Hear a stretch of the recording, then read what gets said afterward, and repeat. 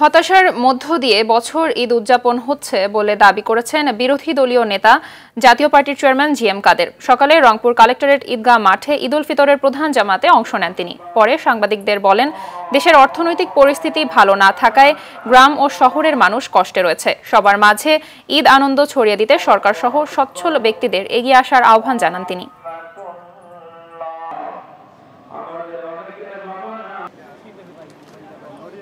মানুষে ঈদ পালন করতে খুবই কষ্ট করছে এবং অনেকেই হতাশার মধ্যে দিয়ে ঈদ পালন করছে এবং সেখানে আমাদের সকলের দায়িত্ব আছে।